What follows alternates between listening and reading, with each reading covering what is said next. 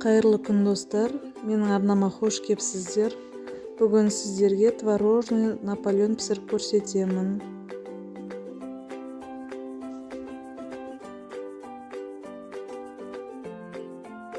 Бірінші қамырын дайындаймыз. Бізге 500 грамм ұн, 400 грамм маргарин, 2 жұмыртқа, жұмсақ сүзбе 350 грамм, 1 шай қасық тұз қажет. Кремін дайындау үшін бізге кілегей қажет, майлығы 33%-дан 500 грамм, сыр маскарпоне 500 грамм, 250 грамм шекер.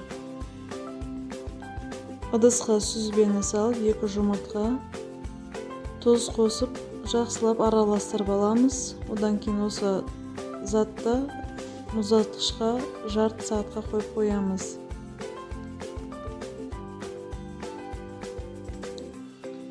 Онды електен өткізіп, ыдысқа салып қоямыз. Бағана маргарин мұздай мұз болып тұру қажет. Соны үккіштен өткізіп, қамырмен біркелкі араластырып, дайындап аламыз. Жаңағы ұнымызға сүзбе жұмыртқа қосылған қоспаны салып, жақсылап араластырамыз. Жылдам араластыру қажет. Қамырды теңдей 4 бөлікке бөліп, әрқайсысын целлофан пакетке орап, мұзға сап қоямыз. Кемінде 5 сағат тұру қажет.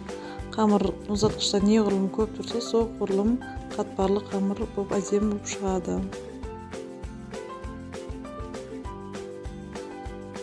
Мұздатқышта қамырды алып, әдемілеп, жұқа қылып жаямыз. Ортасын сәл пышақпен тесу керек.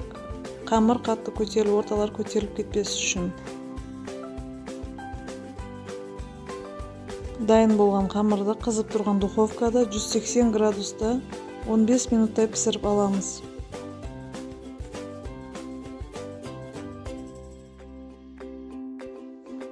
Төрт қамырда пісті.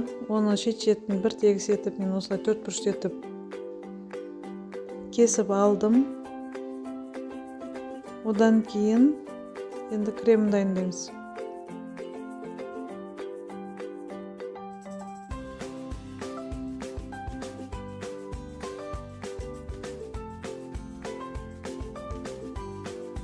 Енді крем дайындайтын ыдыс құрғақ, мұздай болу қажет.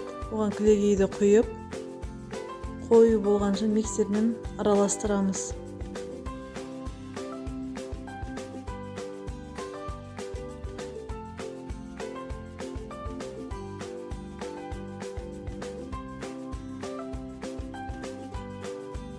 Кілегейге маскарпоне шекерді салып, жақсылап араластырамыз.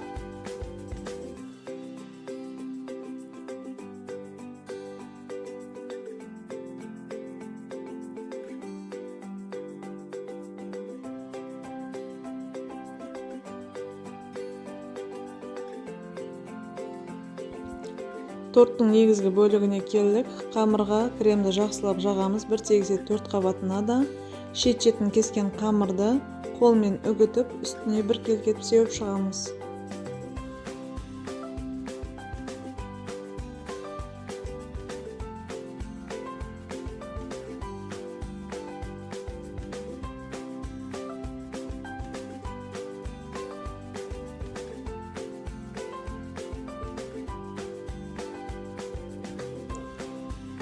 Ванилинді 2 қасық сахарны пудрамен жақсылап араластырып, үстіне себеміз.